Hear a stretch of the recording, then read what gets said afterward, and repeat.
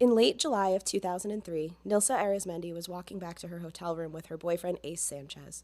On the way, she saw their pal Devin parked in one of his usual spots and decided to ask him for a ride to run an errand. She looked back at Ace, waved before getting in, and was never seen again. I'm Colby. I'm joined by my two best friends, Laura and Marina, and this is Grim.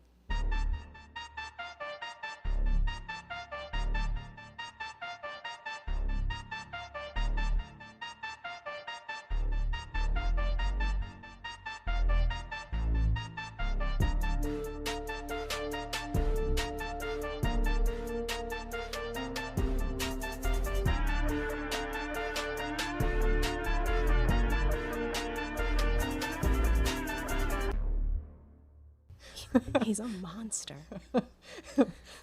So Colby is joined by her co-host Duplo, who is a very large cat who is all up in her face. You may have heard him. Yeah, in the intro. He had a little won't spot in the stop. intro. Well, you know, the last episode we featured Fallon, my dog, so I think the cat just wants some love today, you know? Okay, you know, everybody deserves true. a chance to be on Grim.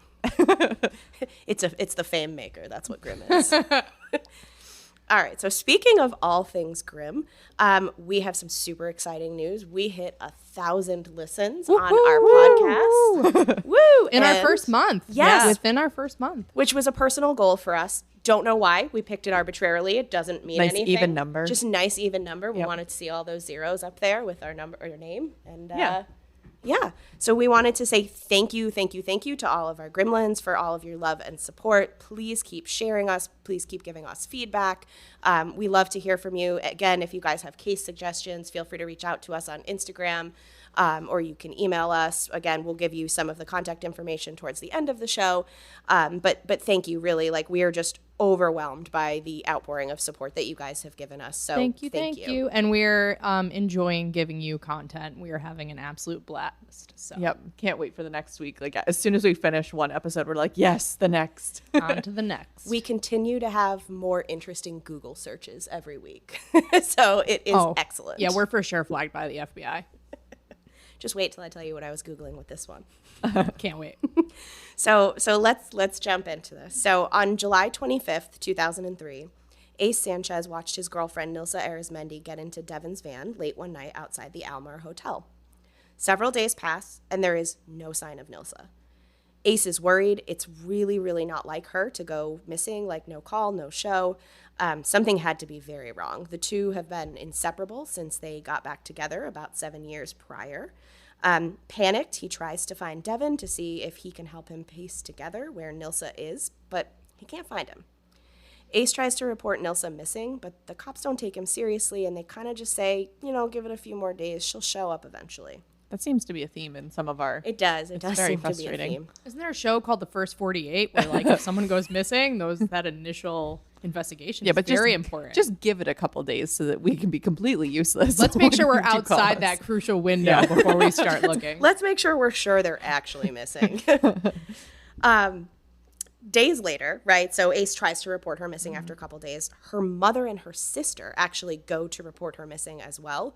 This time, the cops listen. They file a missing persons report, and they help the family put up flyers for her. As a side note, the flyers aren't super helpful. They don't have a recent photo of Nilsa, so they use a photo of her shortly after a jail stint where she was 65 pounds heavier than she currently is. I guess jail food is very high in carbs, so that's common. That's fair. It is, yeah. They want to fatten you up and slow you down. Yep. They also don't refer to her by her street name on the flyers. She goes by Maria, not Nilsa, but the flyers say Nilsa Arizmendi is the person who's missing. So not the best flyers, but you know what? They still help the family. They're out there. They're getting the word out that they haven't seen Nilsa in a while. So a couple weeks go by, no reported sightings of her. Actually, on August 8th, Ace gets arrested, not for anything to do with Nilsa's disappearance, but for possession of narcotics. While he is in jail, he uses this as an opportunity to tell anyone and everyone that his girlfriend Nilsa is disappeared. So go Ace. We love that about him. He gets the runaround from a lot of people because they're like, okay, buddy, like, the significant other, usually the prime suspect, like, you're in here for drugs. We're not really listening to anything you're saying. But he does eventually find somebody who takes him seriously. And they give him the mailing address for the Connecticut State Police Department in Hartford, and he mails them a letter. It works because Detective Robert DeRowan is assigned to investigate Nilsa's disappearance. I just want to say that's actually really refreshing because I think that the majority of those letters probably just get thrown in the trash. Yes. Somehow that person who did hear him out definitely gave him the right contact information. That's good. Before we jump into talking about the investigation into her disappearance, I want to give you guys a little bit more information on Nilsa and Asa's situation in 2003. So Nilsa Arizmendi was born on January 29th, 1970. She was raised by her mother. Very difficult to figure out what her mother's name actually is. I read an entire book on this case where the mother was referred to as Valeria. And then I read Nilsa's obituary, so I guess spoiler alert, this is not going to go well for her. And her mother was referred to as Carmen. So I am going to call her Carmen, and I'm going to hope that that's her mother's name because I would think that the obituary is probably correct. So she was raised by her mother, Carmen, and her stepfather, Ricardo. She grew up in the housing projects in Hartford, Connecticut, with 3 sisters. Nilsa was a really good student, and she loved school until she got pregnant at 14 and dropped out. In a few more years, she actually had 2 more kids. Wow. So by the time Nilsa was 18, she had 3 children. It was a lot of responsibility for a young mother, but she loved her kids so much. She especially loved to celebrate the holidays with them. Christmas was her favorite, but she would really, really go big for Easter. When I first started researching this case, it was around Easter, so I was getting a kick out of reading like how she made like these very extravagant Easter baskets and would try to buy like the biggest chocolate bunny for her kids. So, you know, young mom, but she really tried. She loved her family. Shortly after her 3rd child was born, right, remember, she's 18 around this time, she starts using heroin. Oh, no. When she gets pregnant with her 4th child, she does stop using heroin during her pregnancy. She actually stopped with the assistance of a methadone treatment program, and it was at the clinic where she reconnected with her childhood sweetheart, Ace Sanchez. So he helped her stay clean until shortly after the 4th child was born, but the 2 of them unfortunately relapse after that happened. Yeah, I can see that going both ways. You either like really support each other, but then if someone falls off the wagon, they're probably dragging the other one with them. Yep, precisely. So as a side, right, the 2 of them are using drugs heavily. So Nilsa's mother actually steps in to raise all of her children for her. But she says that Nilsa always tried her best to stay in touch, and she would see her kids as often as she could. So she didn't live with them either. Which is probably good at this time. In fact, in the summer of 2003, when this happened, her and her boyfriend were actually living at the Almar Hotel on the Berlin Turnpike. They were each smoking 20 to 30 pieces of crack per day. They would shoot up a bundle and a half of heroin per That day. sounds like a lot. Yeah, I'm not an expert, surprisingly, but doing the little quick math, that's a lot. I'm sorry, what was that again? 22 to what? She did 20 to 30 pieces of crack per day, and at the same time also did 10 to 15 bags or a bundle and a half of heroin. Okay, yeah. I had to look it up. So my Google search was, how much heroin is too much heroin? What is a lot of crack to do? It turns out that 10 to 15 bags of heroin per day is actually like standard for a very severe user of heroin. That has to be so expensive. It is actually. I looked that up. Very easy to find out how much heroin costs, by the way. Don't know why. It cost her between $450 and like $1,700 a week. And this is why drug addicts steal things. Oh, because my gosh, how do you yes. afford that? Well, and that's just the heroin. That's not the crack, which I know crack is cheaper, right, than cocaine. It has a similar effect. But again, I had to look it up because I don't know a lot about crack. And it said that the effects are really only felt like 5 to 15 minutes after you do it. So I could see how somebody would go through so much in a day. And the reason they did both drugs, the crack gets you wired and amped up, and the heroin helps bring you right back down. So it's a nasty cycle where you kind of need both drugs once you're that heavy into the usage. So to get by, because we've discussed this is a very expensive habit, Ace actually sold drugs. And Nilsa would sell her body. So she was frequently seen hustling on New Britain Avenue as a sex worker. So I would say times were rough. addiction is a bitch. Shortly before her disappearance, Nilsa and Ace actually discussed going to rehab together. And she seemed like she was going to go, but she never got the chance to. So that's a little bit more about Nilsa and her boyfriend. So let's talk a little bit about the investigation into her disappearance. Detective Robert DeRowan of the Wethersfield Police Department is assigned to the case. I'm just going to say up front, he's going to make a couple mistakes along the way. We're going to get a little frustrated with him. But at the end of the story, we are going to be rooting for him. I promise you. He really spends a lot of time and energy working on this case. So it's August of 2003. He goes to the Almar Hotel to look around the room where Nilsa and Ace were living, room 123. Because Nilsa and Ace were not around to continue to rent their room, the hotel owner actually removed all the couple's belongings and thoroughly cleaned the room out so it could be rented to other guests. So there goes any potential collection of evidence. While he's there, Detective DeRowan, he actually doesn't try to do any kind of extensive search of the property. So he doesn't use like any chemical illuminants, like there's no luminol, but in his defense, the room had already been scrubbed so they could turn it over, to continue to profit off of the space. So the visit to the hotel rather, is really not helpful to the case. So he actually goes and he enters Nilsa's information into the FBI's missing person database. He includes specifics on jewelry she might have been wearing, tattoos that she has that might help people uniquely identify her, past medical records, dental records, whole 9 yards. He contacts correctional facilities to see if she was listed anywhere as an inmate. He even reviewed the National Deceased Persons reports looking for her. All of these efforts turn up absolutely nothing. Ace is at the top of a very short list of suspects. It's not that they have any evidence against him. It's just that he's her significant other, and that's often where you start, right? With the significant other of the missing person. The boyfriend husband did it. Yep. Almost always. On December 2nd, the police actually try to coax a confession out of Ace while they're interviewing him, but he is insistent he had nothing to do with her disappearance, and the police need to be talking to the man whose van he last saw Nilsa get into, their pal Devin.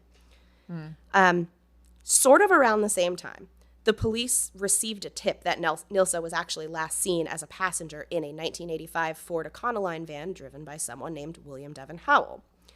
A little bit of a mismatch here. He's saying Devin, this person, William Devin. So the Detective DeRowan actually shows him a picture of William Devin Howell. And he says, yes, that's the person I know to be Devin. So Ace actually offers to take a polygraph test to try to prove his innocence. We know mixed results on that, right? Like some people just should not take polygraph tests. Yep. Did he fail? He did fail. The first polygraph test that he took, it showed deception. So he did offer to take another one. Failed the first one. Let's try to beat it a second time. So on December 19th, he takes a second polygraph test, and the results are inconclusive. So better than the first attempt, but still not really helping him out. I don't know. Quit while you're ahead. Yeah. Like I said, they had received this tip that this guy, William Devin Howell, was last seen with Nilsa. So once the police do the second polygraph test with Ace, they kind of start to focus on Bill, right, just to see if anything else pans out here. What was he driving in a Econoline van? Is that like the white free candy van, the windowless van? Yes, except this is blue. Okay. Yes. But it still has free candy It scratched into definitely the has side. free candy scratch into Okay. the side. Just making sure. Free puppies. Marina would be in there. William Devin Howell or Bill or Devin, I will refer to him kind of interchangeably because depending on who you're talking to, it's like a point in time thing. If it's a person who knew him from childhood, he's Devin. If it's a person who knows him from his adult years, he's Bill. Okay. He actually had spent the years prior to 2003 in and out of prison, but largely for incidents related to driving without a license and all that would come with continually being caught for doing that. He actually only had a valid license for a year and a half of his adult life. Jeez. Yeah. Okay. Yep. So the police are actually able to track down the van that Nilsa was last seen in. It was registered to a woman named Dorothy Holcomb, or Dory, who happened to be William Devin Howell's current girlfriend. Okay. Detective DeRowan finds Dory and the van, and he takes an interesting approach. I'm sorry. with There's a Disney movie, Finding Dory. So I just Finding Nemo? Yeah. No, there's it's the sequel is Finding it really? Dory. So when you said she finds Dory, I'm sorry. He does Made find me Dory. giggle. She is not a fish. But he has a unique tactic. So he and another detective pay Dory a visit, and they tell her that they're looking into a string of lawn equipment thefts, and they think this van is connected to the theft somehow. Dory tells the cops it's her van. She doesn't drive it ever. She says she lets a friend named Thomas drive the van occasionally, but she doesn't know where to find Thomas. I'm sorry. Yeah. I don't know about you I have guys. questions. Yeah, but when I am good enough friends with somebody to loan them, I don't know, my car, I probably know where they live. I don't loan anybody my car. I guess you guys I would, and I know where you live, but but yeah, I'm with you, Cole. I don't know though. Like we don't have carless friends either. Like I That is feel true. like Nor do I have a windowless van that if I had one of those, I might let somebody borrow that. So the detectives are like, okay, lady, like Thomas is not real. So they continue to press her, and they say, we actually think the individual who drives the van is inside your house right now. And she's like, why do you think that? And they say, well, because when we drove up to your house, we could see a man standing in the kitchen. So they say, I know he's inside there. Dory absolutely denies that they would have seen anyone in the house, and she tells them that they are harassing her, and she's going to call the police. Good tactic. Dory literally calls the police on the police. She tells the dispatcher that these two men barged onto her property, stormed the castle, and were there to just harass her. Yo, dog, I heard you like police. So we call police on your police. Simultaneously, Detective DeRowan also calls the police and tells them, everything is fine. We are not storming the castle. We are just asking her some questions about this van that's in her yard. They get nowhere with Dory. She's hysterical. The two detectives eventually, they give up and they leave the property. Dory never admits to them that anybody other than she and her children are inside the home. Bill, not a dumb man, shortly after this incident decides that it's about time for him to head south for the winter, which actually was something that he did regularly. He was born and raised in Virginia, so he really did not do well in New England over the winters. He found them to be quite unpleasant. I'm sorry, they didn't like stake out the house after the fact, like to wait for him to leave. I think that it was just that like they were still interviewing Ace when this was going on, and like they didn't have any evidence like one way or another. So I think it was almost like a two ships passing in the night, like the timing was off kind of thing. At this point, several months have passed since the police were at Dory's house looking into the van. Bill is long gone. He has spent time with a friend in Virginia, and then he spent some time in North Carolina. So he's nowhere near Connecticut right now. Has not learned from his past mistakes driving without a license. So while he is in North Carolina the day after Thanksgiving, he gets pulled over, gets arrested for driving without a license, and you know what? He posts bail. He must be a bad driver too, because like not only is he being caught without a license, but he's being pulled over this many times. Right. Like I didn't get pulled over on the way over here. I could have not had a license and then gotten away with it. I did have a license. I was going to say, for the record, she has a license. Just for the record. But so he must be just also a terrible driver. I couldn't find anything that specifically said he was, but the same thought went through my head. I'm like, okay, you have to drive carefully if you don't have a license. Detective DeRowan has to be the luckiest human being in the world, because as this is happening, at some point after Bill gets arrested, he finds out that Bill has a court date in North Carolina on January 30th, 2004. Somehow, he convinces the North Carolina authorities to hold Bill until he can get there himself to pick him up. Don't know if This you guys was after know he this. made bail. Yes, so he's out on bail, right, for his driving offense. Oh, he's out on bail. And they found out, the Detective DeRowan found out that he had this court date, so he's banking on Bill showing up for his court date so he can go pick him up. Gotcha. It's an 800-mile trip to drive from Connecticut, which I actually don't think I said that this was taking place in Connecticut. I think I was just assuming, because you guys know this was Connecticut, that our gremlins would know, but you know what happens when you assume. So Detective DeRowan makes the 800-mile trip. He gets down there. Bill shows up for court, right? Bill's trying to be a good dude, like do his time, knows he's probably going back to prison. As he doesn't drive there. That's fine. So Detective DeRowan arrests him on 2 counts of violating his probation, and he reads him his rights. Bill makes it very clear that he has no interest in talking about the misdemeanor offenses he's being arrested for. He will only talk to them and make casual small talk about his upbringing in Virginia and the scenery. After all, it is a long drive back to Connecticut. Yes, it is. 800 miles. I did that for a friend's wedding. We drove down to North Carolina, and it took us 12 hours each way. Yeah. So I could see why he's like, you guys want to make some conversation? Yep. Yeah. It's a lonely drive. Yep. Carpool karaoke. That probably would have been better for Bill, honestly. So Bill in the car is starting to wonder why these two Connecticut police officers drove all the way to North Carolina to get him. He's like, The misdemeanor offenses. yeah, he's like, that's like, why would you guys go White through glove all treatment. this trouble? Yeah, he's getting the white glove treatment.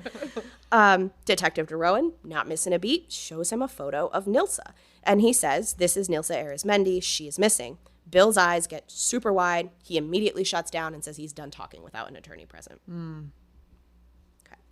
So now the police have Bill, but they don't have the van. The van was not with him. He is going to go back to prison for violating his probation, but they got to find this van so they could try to tie him to Nilsa. On April 22nd, Detective Tom Northcott of the Bertie County Sheriff's Office in North Carolina locates the van.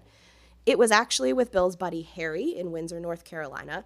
So now, because the van is considered to be a crucial piece of evidence, guess where Detective DeRowan is going?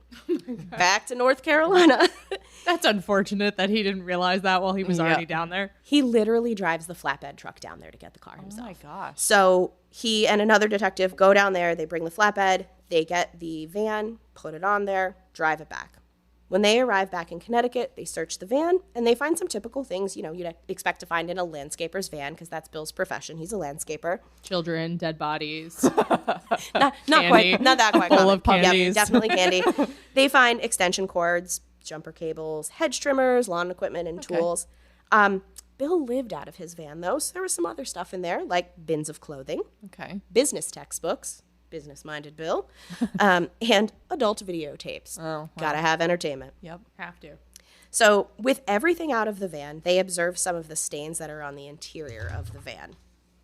There is a stain on the blue seat back. So the exterior of the van is blue and the interior of the van is also blue. I couldn't tell if it was on the driver's side or the passenger side, but like that's where there is this red stain.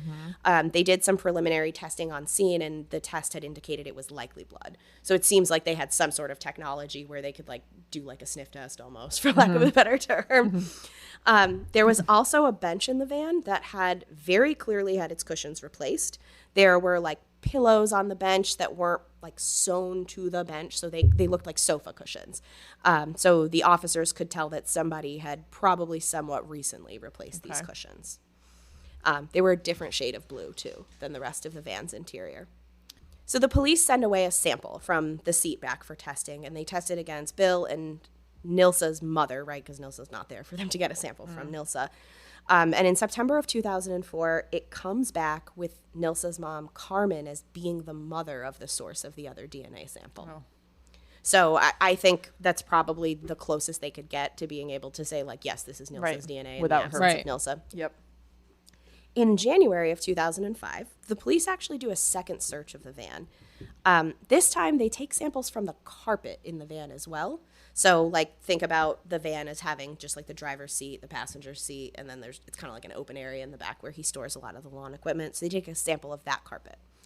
There was a red and a dark red stain on the carpet, but neither were a match for Bill or Carmen, so it means this DNA belonged to somebody else entirely, but they didn't know whose it would have been. By May of 2005, the police were honing in on arresting Bill for Nilsa's murder, right? They've got the DNA match, they've got the van. They just need to talk to Bill's friend that he went to visit for Thanksgiving in 2003 before they can make their next move. So speaking of 2003, let's talk about what Bill did when he fled the state of Connecticut and went on his little trip south. So I had mentioned he was from Virginia, born and raised. Every winter he would go to Virginia and he would visit friends there. There was one friend in particular, Joseph Martin Ashley. He goes by Martin. He went and he spent Thanksgiving with Martin. I see why he was Devin before, because they did the middle name They did the middle name thing. Yeah, okay. What did they do together while he was there with Martin, you ask? Well, Bill had his good buddy help him clean out his van. Martin said the van smelled overwhelmingly of body odor, but he helped his friend clean it out anyway. Gross. He's a trooper. Well, there's no shower in there, so. They took out a weed whacker, a lawnmower, bags of clothes, a light blue rug from the floor.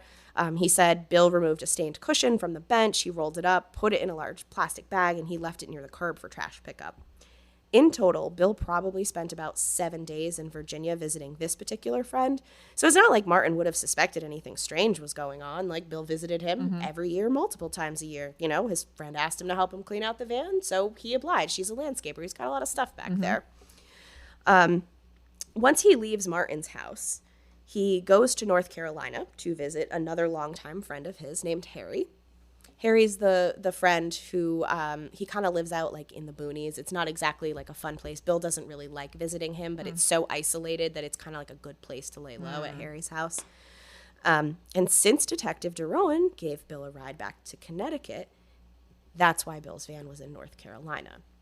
Oh. Because Bill did not drive it back. Yep. So that's what they did in around Thanksgiving of 2003 together. So jumping back to the investigation in 2005, the police show up in Virginia at Martin's house, and they tell him that they had been conducting surveillance on his home, and the officers saw him clean out the van with Bill. This is a lie. This did not actually happen. But poor Martin, he bought it. Martin agrees to go to the police station for questioning, and I read that they held him there for 6 hours and bombarded him with questions. While he's there, they have him sign a written statement saying he helped Bill clean out the van during Bill's 2003 Thanksgiving visit. He says he had observed a blue seat bench with matching cushions, said the cushions were stained. Bill rolled them up, put them in a garbage bag, put it on the curb. So really similar to like what you and I know to be the truth of what happened during that visit, right? He also says the van had a very, very bad odor. Now having confirmation that Bill disposed of questionable evidence, Bill is arrested for Nilsa's murder on May 13th, 2005, while he's at his friend Martin's house. So we're kind of hopping between 3 different states, right? But Martin's in Virginia. So when they find Bill, he is in Virginia. Okay. As a side note here, I got a first grim fact for us. So Bill was arrested on a Friday the 13th. May 13th, 2005 was Friday the 13th. Bill literally calls it Bad Luck Friday. I find it funny that he calls it Bad Luck Friday because it was also the same day that former serial killer Michael Ross was executed in Connecticut's death chamber. And for those of you who haven't heard of him, like I hadn't heard of him, he murdered 8 women in the early 80s in Connecticut. He was the first and last person to be executed by the state. And he actually is the only prisoner to be executed in New England since 1960. He's on our list of cases to do, and he actually wanted to be executed and like waived his appeals and asked the state to kill him. I think I know who I'm going to cover soon. Yeah. I got a new name, Michael Ross. Let's go. So Bill, right, when he's arrested, he's brought to Cheshire Correctional Institute to bide his time until his court date on June 24th, 2005. We're familiar. We are. So you said Friday the 13th. I have a grim fact for you. So someone who is very near and dear to my heart may or may not have been the unit manager at Cheshire in the unit that he was in. Probably not at this point, probably later on in the story. But this is a grim fact. Apparently he loves Halloween. And he would like hide in his cell and jump out and scare the CO officers. What a playful sense of humor. That's so fun for someone being held for questionable maybe murder. And that's just who I want to have jump out at me. just a little grim fact. Okay. Yeah, I love it. You won't find that anywhere else. You won't find that on any other podcast. That is will inside information. So while Bill is in prison, presumably celebrating holidays and popping out at correction officers as they walk by his cell, he meets another inmate and they bond pretty quickly. This guy's name is Thomas Rodriguez, a.k.a. Tommy, a.k.a. Mason Marconi, which for the longest time I thought was Mason Macaroni. And I'm just dumb and couldn't get it through my head that it wasn't. It's not important to the story at all, but I had to share that I literally thought this man went by Mason Macaroni. Got similar letters. Yeah. So the two of them get to chatting, and Bill says he's there for the alleged murder of some prostitute he casually knows. He said that like he knew her by her street name, Maria, but her name was Nilsa. So in the car, when Detective DeRowan showed him the photo, and he said Nilsa, Bill was surprised because he did not know this person to be Nilsa. Oh. It wasn't like a, oh shit, I've been caught kind of moment. It was like a Nilsa ? Kind of a moment. So as it turns out, Tommy fails to tell Bill that he has ulterior motives for striking up a conversation with him. The two men actually have a mutual acquaintance, Detective DeRowan. So Tommy meets Detective DeRowan back in the 90s when he's serving as a paid informant for one of his colleagues. And even more recently, he was an unpaid informant of Detective DeRowan's himself. So he helps DeRowan by setting up drug buys in 2004, and he told DeRowan about the arrangement so he could send some men in for the bust. In fact, Tommy is a well-known informant. He has collaborated on 2 murder cases and drug cases in the state of Massachusetts. So I would say, as far as like prisoners go and informant, it's known that Tommy is a bit of a snitch. Which is a bad thing. Is if a you're bad an thing. informant, you don't want to be a well-known informant. Snitches get stitches. Exactly. I believe that's what Bill they say. himself says that at one point in time. There's some crap. I'm gonna make myself look really bad musically here, but there's some song. It's not. Is this a grim Is it fact? Aerosmith or something? No. There's some band that talks or sings about like snitches and really dislikes them. I thought it was Aerosmith. It was something with an A. But he like really loves them because they hate snitches. So maybe it's a grim fact. Yeah. Yeah. I don't know. Give me one. I just know that whenever my child comes home from daycare and says like so-and-so hit me, my husband will say, snitches get stitches. And I'm like, maybe don't teach our child that. Let her tell us who's hitting her at daycare. So Bill does not know that Tommy is a snitch. So, he's just divulging information to him kind of freely and making a new friend. It could get lonely in jail. I get it. Open up to each other. On May 30th, so remember, Bill was arrested on the 13th, so the 2 men knew each other for a little bit of time here. Tommy has his girlfriend call the Wethersfield Police Department so he can tell Detective DeRowan his really good news that he has. So he tells DeRowan that Bill admitted to beating the shit out of that girl in his van and actually broke her nose and threw her out of it. He also says that Bill talks about prostitutes. Like a lot. Specifically how much he hates them. Bill mentions several times that the police don't have a body, so how could there possibly be a crime? Please see episode 5. He very, very much abides by the four. Sorry. no body, no crime mantra. Nobody, no crime.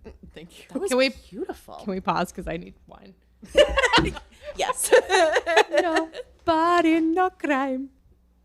The next day, Detective DeRowan gets back in touch with Tommy, and he's like, okay, when you phoned me, you became an agent of the state. And he implores him to proceed with caution in all future discussions with Bill because he wants to be real careful that there's no constitutional violations going on here. So he tells Tommy they can talk about anything except for Nilsa. They can talk about other things. Don't know what other things Detective DeRowan has in mind, but he tells Tommy they could chat about other things. As soon as they get off the phone, Tommy mails his notes because he's been taking copious notes on everything Bill has told him, mails his notes to Detective DeRowan. As a side note, and our second or maybe third grim fact now of the episode, Bill is eventually going to learn that Tommy rats on him. Bill really went to extremes here. He does not like snitches. So Bill looked up information on all of Tommy's family members, and he knew where they all lived. He wrote all of this information down. And he had another inmate deliver a message to Tommy telling him that Bill would kill his family, especially his mother, if he were to ever get out of prison. Nice. Yikes. Yeah, Bill's going to get some prison time for that. You shouldn't do that. So he's going to get 3 years for that. I don't know if you saw this, but there was also another incident in prison where he beat the shit out of another inmate, like broke his eye socket, beat the shit out of him. Because he was annoyed that he didn't get rec time that day. And I think this other inmate said something smart to him and he just broke his eye socket. That actually sounds vaguely familiar to me. For what it's worth, Bill does have a side to this story. He says, I never told this Tommy guy any of this stuff. He says Tommy was in trouble and needed a get out of jail free card. He says Tommy definitely knew who Bill was because it was all over the news that Bill had been arrested for Nilsa's murder. So Tommy doesn't need Bill to confess. He just needs Bill to give him enough information for Tommy to spin the story in his favor. What do I mean by in his favor? Well, as a side note, I don't really think jailhouse informants have any incentive to be truthful whatsoever. Because they usually give information in exchange for something. So in Tommy's case, he was serving a 20-year sentence. But based on the info he's going to tell police about Bill, he was able to cut a deal and walk scot-free. Wow. So when I read that, I was kind of like, why would they ever be truthful? I don't know how heavily the information of an inside person would weigh in a case like this. No, it definitely impacts credibility. Yeah. Okay. I have a lawyer question that you can edit out if I'm throwing too much of a curveball at you. But you know how the detective said he wanted to make sure he wasn't going to break any rules so that he could actually get information that he could use in court. Can he still in his brain use the information to help him make decisions and search certain things even if he can't argue it in court? No, so it's called fruit of the poisonous tree. So, like, for example, if police go into a house that they are illegally in and they see something that leads them to something else, they can't use any of that. It's fruit of the poisonous tree. That's like the legal phraseology for it. I won't take us too far down this, but that's interesting to me because how can you prove that that's why you know to go? Like, what if you just had a hunch to go look somewhere else? So anyway, we don't have to. I just had a hunch to look in this one very specific location at these exact coordinates. That's why you shouldn't do illegal things, and you should get all of the warrants and So good on this detective for following the rules. I was just curious. cross your T's, dot your I's. Yes. Told you. He's going to make a few mistakes, but we really love Detective Tyrone. We love him. So there were a few delays in the process. So Bill, right, he's arrested on May 13th of 2005. The trial for Nilsa's murder does not start until January of 2007. Oof. My mind was literally blown because I think I've watched entirely too many hour-long crime dramas where everything happens in the span of an hour. So when I think of like case timelines in my head, I read this and I was like, oh my gosh, this is a year and a half later. But I think that's actually pretty normal, right? Yeah, that's not a very long time actually because the court systems are completely backed up, and if somebody wants a speedy trial, they get put at the front of the line versus someone that doesn't want to get tried yet. And you got the state is lining up their witnesses, and like before you're even going to trial, you have court appearances, and those are, you know, weeks apart. So still, to someone who's not involved in that stuff normally, that I'm with you, Colby, that seems like a really long time. And as an aside, I'm sure everybody has seen like the Johnny Depp and Amber Heard case, right? Because it's all over the news. You can't not see it. It's all over TikTok, Facebook, social media. Yeah, I can't blink and not see it. I had a few moments when I was researching this that I was just picturing like some of the funny like GIFs or memes that I've seen from the Depp Heard trial, because there's just a few things in here that just like, oh gosh, it just makes you shake your head. So I don't mean to make light of the entire situation, but this trial was a bit of a clown show in some ways. So you guys can kind of form your own opinion on this as I talk through it. So the trial for the murder of Nilsa Arizmendi begins on January 24th, 2007 in New Britain, Connecticut. Shout out to our neighbors. With Judge Michael Sheldon presiding, Bill was represented by a public defender named Ken Simon, and representing the prosecution was Brian Perleski. Brian Perleski is the one I get a big kick out of, the prosecutor. He's awesome. So this trial is going to occur over the course of 5 days, and 8 witnesses will testify, which I feel like from the other cases we've discussed, that's not a very long trial. no, And not a lot of witnesses. No. So on day 1, Nilsa's boyfriend, Ace, testifies. The prosecution shows him a photo of Bill's van that were taken in May 2005 when they did the search of the van, and Ace confirms, yep, that's the same van I saw Nilsa get into. And Ace says he himself was in the van just 3 weeks prior to her disappearance. He says that there's one thing different about the van, though. The cushions on the bench used to match from his memory when he was in there. Ace said that he and Nilsa had a casual relationship with Bill. Whenever they needed a ride, Bill was happy to provide it in exchange for a little bit of gas money. Bill never asked any questions about why they wanted to go where they were going, which, by the way, was to score drugs. And Ace said overall he thought Bill was a pretty pleasant guy. Nilsa's mother also took the stand that day. Carmen described a warm and loving adult daughter who was very family-oriented, never missed a single chance to celebrate a holiday with her family. And, she says all of a sudden Nilsa just stopped showing up. It made no sense. At the time of the trial, it had been 4 years since Nilsa was last seen.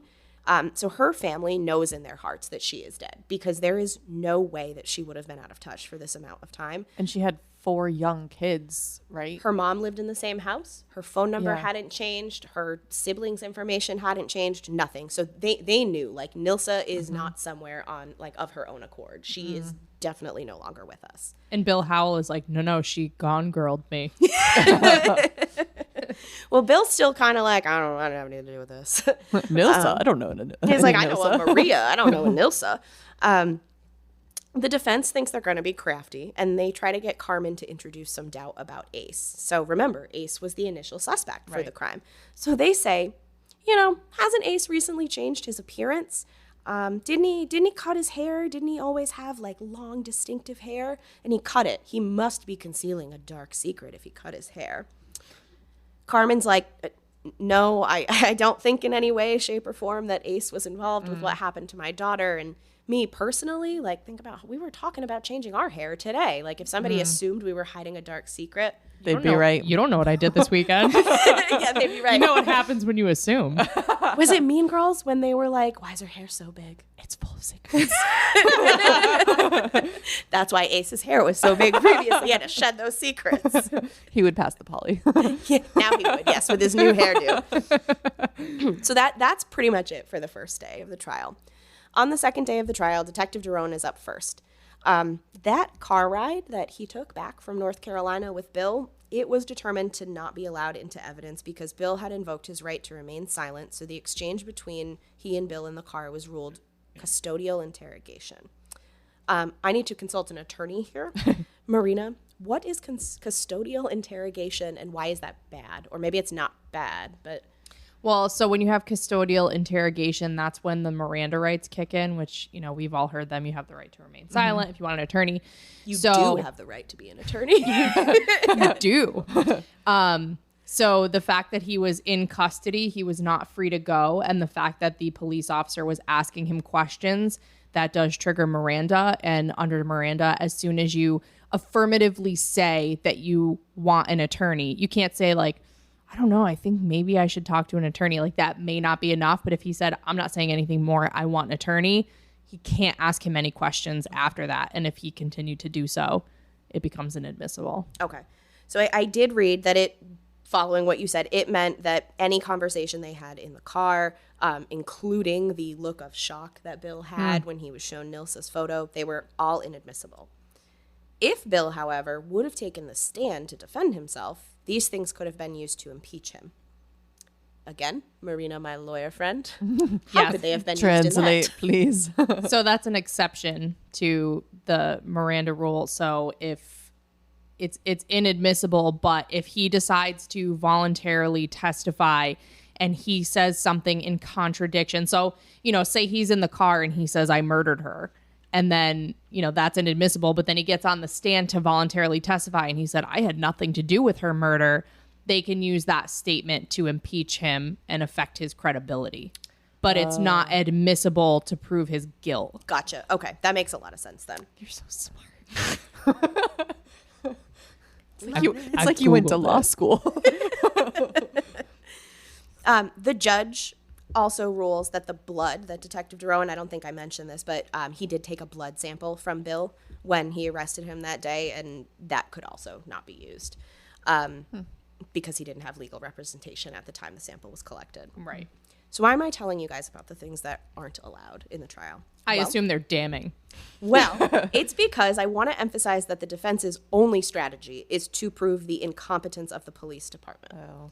Not to prove their client's innocence, but to prove incompetence. So the police had made these errors, in quotation marks, plus a few other things. So remember that they used that old photo of Nilsa on the missing persons flyer, and they failed to include the name she'd be known as on the streets. They also had the wrong last seen location on the flyers. Detective Jerome had filed bogus paperwork to try to stop Bill's girlfriend, Dory, from fleeing. Detective Jerome kind of said, ooh, my bad, I thought I was filling it out referring to Bill, which, like, he definitely knew what he was doing. It was just, like, a questionable tactic that I think is kind of in a moral gray area, but it accomplished the result that he wanted, right? He didn't do any forensic testing at the hotel the day that he went there, but we all know it really probably wouldn't have mattered because it wasn't the crime scene. Also, can you imagine the forensic evidence that you would get out of a hotel room? I don't want a black light in there. Have you guys seen that Family Guy episode where they go into a hotel room and they turn on the black light and there's just like farm animals everywhere? That's what would happen. Yeah. He also, right, in addition to the bogus paperwork to keep Dory from fleeing with the van, he lied to Dory about why the cops were at the house. Remember, he said that they were there to investigate lawn equipment theft, and that really was not why they were there at all. Detective Rowan said, sometimes, you know, cops tell teeny tiny little lies to try to avoid tipping somebody off and the possibility of them fleeing. And this was just an example of one of those times that you needed to do that. Detective Rowan is in no way, shape, or form fazed by the defense attorney's tactics. He's a smart guy, too, and he admits to some of the small errors that he made to try to seem reasonable. He wants to be held accountable for his mistakes, but he maintains integrity and authority on the big ones. Good. For example, When it came time to talk about DeRowan processing the van, he depicted his actions as flawless. No way was he going to let this dweeby little defense attorney depict him in a poor light. Nope, he never stepped in the van. He stood a safe distance away and just observed. He peeked his head in very quickly, but it was just one time and it was super fast. He was meticulous in his handling of tubes of blood when they were taken from Bill and they were transported to the lab. No broken seals or leakage on his watch. Everything was perfect. Detective DeRowan finishes up his testimony, and I would say that the defense has not done a good job of making him look not credible. So he's looking pretty good, sitting pretty on the stand right now. Good. On day 3 of the trial, Chris Suddock, a detective for Connecticut Central District Major Crime Squad, walks through the details of his impeccable search of Bill's van back in May of 2004. The court allowed the bloodstained seating material from the bench into evidence. The replacement cushions weren't allowed into evidence. I didn't see why, but it actually didn't end up being a very big loss for the state because they were the replacement cushions. They didn't have any blood or anything on them. So that guy basically is just kind of like adding credibility to what Detective DeRowan said. Like, the inspection was immaculate. The immaculate inspection. I see what you did there. That's good. The next witness was an assistant director at a forensics lab in Meriden, Connecticut. He basically also testifies that the samples that went to the lab were immaculately handled. There's no funny business afoot. Like, everything was ironclad here. Chain of custody. So the court actually wraps up for the weekend at this point, and the defense attorney, Attorney Simon, has an odd request for his client, Bill, that he asks the judge. He says, can Bill be moved to a new cell because his current one is too cold? Too cold for this Southern gentleman. It's so bad that Bill can't sleep, and it's actually impacting his mental acuity while in court. He also says Bill needs a pen and paper to write on while he's in court. The judge is kind of like, all right, not my problem with the jail cell. I can't do anything there, but, if your client wants pen and paper, like, we'll make that happen for him when we resume. Bill does have pen and paper in his little cell, though, because over the weekend, Bill writes a poem. And I thought that I needed to do a dramatic reading of the poem for everyone. Yes. So that's what I'm going to do now. Yes. I'm ready. An innocent man, I sit in jail. An innocent man, I can't make bail. They take my freedom, try to make me submit. But the crime I'm accused, I did not commit. I try to tell them and make them see that I am innocent and should be free. They do not listen and turn a blind eye. So I sit here as time ticks by. A jury trial, now on my mind. I pray my innocence they will find. Snaps for Bill. Snaps for Bill. Was that a iambic pentameter? I literally had the same thought, and I was like, crap, I remember enough from English 101 to know that that's a thing, but Same. Shakespeare, that's all I know. Yeah, and it's not a haiku. So, sorry, Duplo's trying to give you some ASMR here. That was #deep. It was.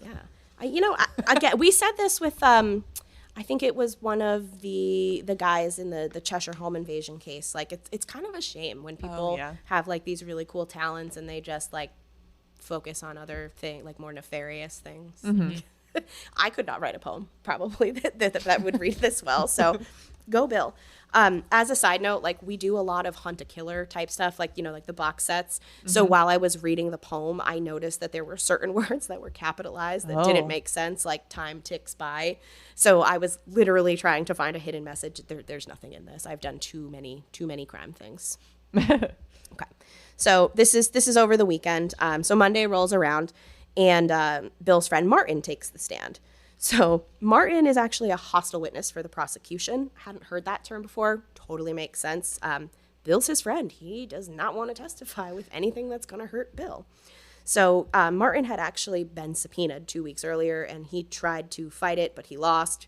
He was basically bought a plane ticket and transported from the airport to Bill's trial. So I thought that was nice. I didn't know that they would pay for you to come up here. Makes sense. They want you here, right? Right, Yeah. yes. Yep. So this is where I said, it's kind of a clown show. The clown show begins. Martin takes the stand, and he seems to have amnesia. He cannot recall anything. He doesn't remember how long before Thanksgiving Bill was visiting him, if Bill celebrated Thanksgiving with him and his wife, what kind of car Bill was driving. So Prolesky shows him photos of the van, inside of the van, exterior of the van, and Martin's like, oh, yes, that van. Yes, that's definitely what Bill was driving. And it was also the one that I helped him clean out.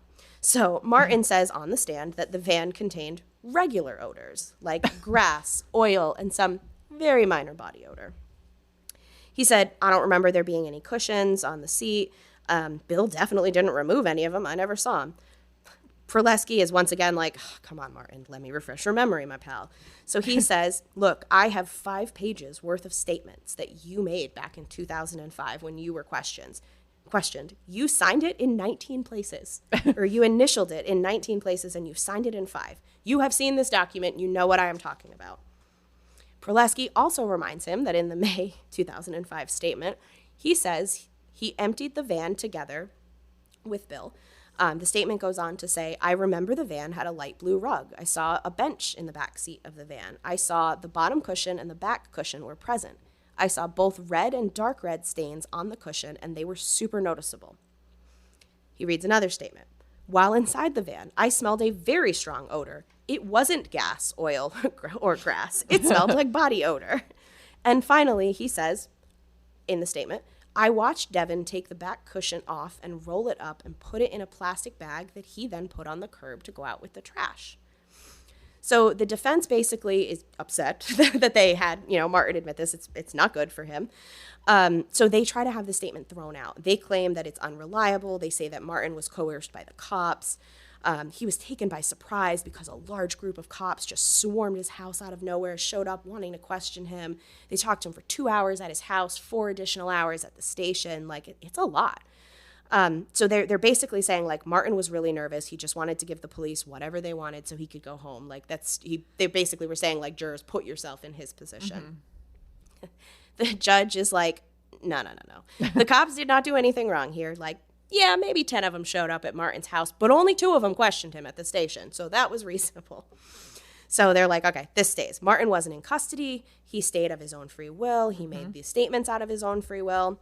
And the judge is like, you know what? These statements are going to stay, and I'm going to read the rest of it to the court now. The judge immediately reads something that he is not supposed to read out loud to the jury. He says, after Devin got out of jail in Connecticut, he stopped at my house. Oops. Prolesky is like, God damn it, not you too. Like, come on, people. He immediately objects. He's like, Your Honor. But the damage is done because the jury already heard the statement. So now they know that Bill was in jail right before he went to visit Martin that fall. And that's actually my question. So it's because does that like color what the jury thinks? You're not supposed to say that? You can't imply it. Any of his previous things, Ms. Yeah, Lawyer? I mean, there's certain things that can be admitted for prior crimes, but the DMV violations would be completely irrelevant. And even when even when they have some of these inmates who are brought in for murder trials, like the jury can't see them in prison tans and they can't see them handcuffed. Like I sat through a murder trial in New Haven where the guy sat there unhandcuffed in a suit and tie, and then he would walk out and he'd walk out handcuffed after the jury went away because it colors your opinion of them. Interesting. Okay. Yes. Thank you. And so the reason that the prosecutor reacted so strongly is he knows the defense's next move is going to be they want a mistrial because of it. So Judge Sheldon tells the court, strike it from the record. Jury, you didn't hear that. Pretend you didn't disregard hear it. They tell the jury to you didn't hear that.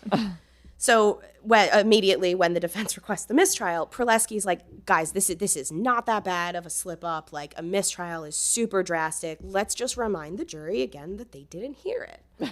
So the objection is overruled. Judge Sheldon says he didn't feel like this mishap would lead to any prejudice in the jurors because, it was for something totally unrelated to this case. My 2 cents, how would they know that it was totally unrelated to this? Right. It was for a motor vehicle violation. Why would they think that it was for a nonviolent crime? I feel like no matter what, like that can't be unheard. And because they don't give any further comment, like it must cloud their judgment. Definitely. To hear. No, well, you can't just forget something. Yeah, you can't. The argument is that you can't unring that bell. Right. And yeah. I do find it funny, though, that the prosecutor objected to the judge himself. Yeah, immediately. I don't know he's why like, I think that's so on. funny. I just imagine, because usually you see like the objection against the defense or whoever the other person is, but I don't know why that's funny. I was just, this whole trial, like specifically this day, I was just playing it in my head, and it just felt like a little comedy of errors, and the prosecutor, like, just, he had been working on this case for a while now, and he's like, guys, come on. Like, we got a path. Like, do not get in the path. By the way, I didn't realize this was it's in the Superior Court, but this is Judge Sheldon, who actually ended up on the appellate court, knows criminal law like the back of his hand, and is like the best. Like, I argued a few appellate cases in front of him, and like he knows what he's talking about. Awesome. And he knows what he's doing. So probably like a very, very out of character slip up. Yeah, slip up, but I'm sure he rectified it the best that he could. Yeah. Well, what can you do? Like you said, you can't unring the bell. You can't make them unhear it. So all you can do is tell them to pretend they didn't hear it. And then you just set up an appellate issue for the defendant. Yeah. So the prosecution, they get Martin to admit that Bill is basically his BFF. They have talked on the phone. They have written to each other since Bill was arrested, which is important because it implies that they could have discussed what Martin would have said on the stand at trial. So really, him trying to walk back on these statements he made years ago, it had nothing to do with whether or not he remembered. It was because he didn't understand the impact of his statement when he made them back in 2005. But he sure understands the impact of it now. He's like, now that I know what the truth will do to my best friend, I'd like to change my story. Yes. He also admitted that he was financially supporting Bill. So at this point, I would say Prolesky has painted a really good picture of Martin being a good friend who was actually telling the truth in his written statements from 2005 and was only changing his tune now because he wanted to protect his friend. Definitely. So they wrap up for the day. Things are not looking good for our boy Bill here, but they're about to get much worse. So on the final day of the trial here, the most damning piece of evidence is pieces of evidence are yet to come. And it's looking like the jury already has more than enough to convict him. So what's left? Well, the victim's blood and DNA being found in Bill's van. The jury does not know about that just yet. Tommy Rodriguez, the jailhouse snitch, has not yet had a chance to testify and say that Bill did eventually confess to him. He also was going to say that, Bill threatened me and my family, so look, he wouldn't have done that if I didn't actually have this information on him. So at this point, Bill's lawyer actually advises him to take a plea deal that's on the table because he is confident that at the end of this day, there is not going to be a deal on the table anymore. So Bill, while he's not thrilled, he knows that the deal for manslaughter 1 is 15 years versus the jury possibly finding him guilty of murder 1 and Bill spending 65 years in prison. So he takes the deal under Connecticut's Alfred doctrine.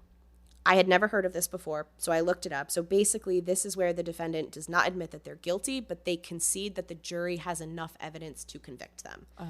So it's not quite an admission of guilt. But Bill is going to go back to prison. This time for 15 years. Not long after the trial, though, something interesting happens. A hunter stumbles upon what appears to be a human skull while out with his dog in New Britain, Connecticut. He immediately calls the police, and they do a full search of the area. Over the course of the next 2 weeks, they find a total of 50 bones belonging to 3 different women. Remember, when they searched Bill's van, there was a third person's DNA found. Wasn't Nilsa, wasn't Bill, someone else entirely. It's going to take them 6 years before the police are able to make the connection, but in August of 2013, one of the women found behind the strip mall in New Britain, Connecticut, was identified as Joyvaline Martinez, and she was a match for the sample taken from Bill's van. Oh, that's wild. Nilsa wasn't Bill's only victim. Now there's another woman. And what about those other 2 women whose remains were found with Joy's? Were they victims of Bill's too? This, Gremlins, is the question that I will leave you to ponder until our next episode. Oh, that's brutal. If you guys are enjoying Grim, please rate and follow us on whatever your preferred podcast listening app is. Want to see case photos? Follow us on Instagram at Grim Crime Podcast. Want to tell me you hate me for the cliffhanger? Send us an email at grimcrimepodcast@gmail.com. We hope you enjoyed this week's episode. Remember, listen, learn, and stay alive so you can hear the chilling conclusion of our discussion on William Devin Howell, Connecticut's most prolific serial killer.